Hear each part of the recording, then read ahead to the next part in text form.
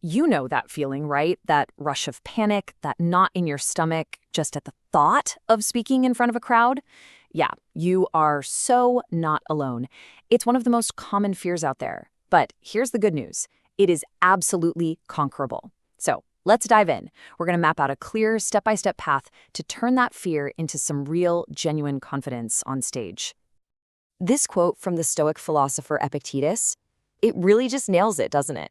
The biggest battle we face with public speaking isn't the audience or the lights, it's the story we're telling ourselves in our own head. So our journey to confidence, well, it starts right there, inside our own minds. So here's our game plan for today. First, we'll get into the fear in your mind. Then we'll break down the anatomy of stage fright. After that, we'll talk about how to actually rewire your thinking, followed by the nitty-gritty of practice and preparation. And to wrap it all up, we'll get into what it really means to start embracing your voice. All right, so where does this intense feeling even come from? It's not just random, you know? That anxiety you feel is actually rooted in some pretty deep mental patterns, sometimes from a long, long time ago. Let's unpack that a bit. This really shows us how our brains can sometimes work against us. A single bad experience, maybe something that happened years ago, can become a memory that our mind just plays on a loop. And it's this dwelling on the past. That's what gives the fear so much power today. You know, they say to conquer an enemy, you first have to know it. So instead of just calling it this vague fear, let's get specific. It's time we gave this monster an actual name. And there it is, glossophobia. You know, just seeing it defined like this kind of helps, doesn't it? It takes the problem and puts it out there. This isn't some personal feeling or a character flaw. It's a recognized condition with known causes and, way more importantly, known solutions. And what about the physical side of things, that racing heart, the sweaty palms? Well, that's your body's ancient fight or flight response kicking into high gear. It's a system designed to save you from, a tiger, but it's misfiring when you're just facing a PowerPoint. Understanding this is so key. Your body is just trying to help. It's just getting the signal totally wrong. This Mark Twain quote is the perfect pivot point for us. See, the goal isn't to somehow magically erase fear. That's not realistic. The goal is to master it, to get up there and perform in spite of it. And that mastery, well, it all begins by changing how you think. Okay, so we understand the problem. Now, let's start actively solving it. We're going to look at some specific mental tools you can start using right away to rewire your brain's response to public speaking. One of the most powerful methods out there is something called cognitive behavioral therapy, or CBT.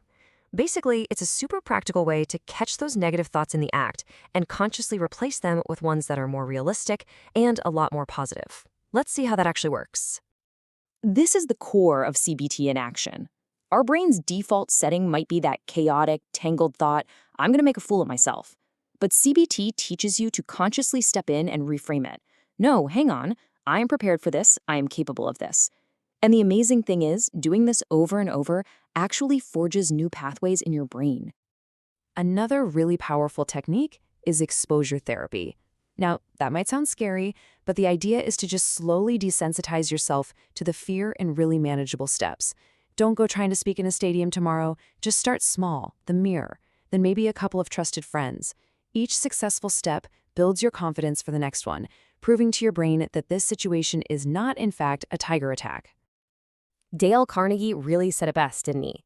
Action and repetition are the ultimate cures for fear. Every single time you face it, even on a tiny scale, you chip away at its power and you build up your own. It's all about building experience, building proof that you can absolutely handle it. So we've worked on the mind, now let's get practical. Because when you combine that mental reframing with some really solid preparation, you create a foundation for confidence that is pretty much unshakable. Think of this as your personal preparation toolkit. Every single item on this list reduces the what-ifs that cause fear. Knowing your topic inside and out eliminates the fear of forgetting. Rehearsing makes the whole thing feel natural. And hey, don't overlook those last two. Having a support system and practicing mindfulness are just as critical as the words in your speech. I absolutely love this quote from Lincoln because it's the perfect metaphor. The speech is chopping down the tree, right? But the real work, the thing that actually ensures your success, is all the preparation, the sharpening of the axe. Whatever you do, don't ever skip that part. We've covered the mental tolls and the practical steps. Now it's time for the final piece of the puzzle, and it's a really crucial mindset shift that honestly changes the entire goal of public speaking. This right here is maybe the most important takeaway of all. Stop chasing perfection and start seeking connection. Your audience doesn't want to see a flawless robot up there. They want to connect with a real, live human being. The moment you shift your goal from performance to connection, so much of that pressure just melts away. And here's the secret. If you make a mistake, if you stumble on a word or lose your place for just a second, it often makes you more relatable, more human. Seriously, give yourself permission to be imperfect. The audience is going to connect with your authenticity way more than they ever would with some sterile, perfect delivery. This quote just captures the whole feeling of it, doesn't it? Stop thinking of your little quirks or your nervousness as flaws. Your unique voice, your perspective, your humanity, that is the authentic package you bring to the stage. You got to embrace it. And I want to leave you with this one last thought, inspired by the philosopher Jiddu Krishnamurti. He once suggested that fear is an extraordinary jewel. So, what if we stopped seeing it as something to be crushed or defeated?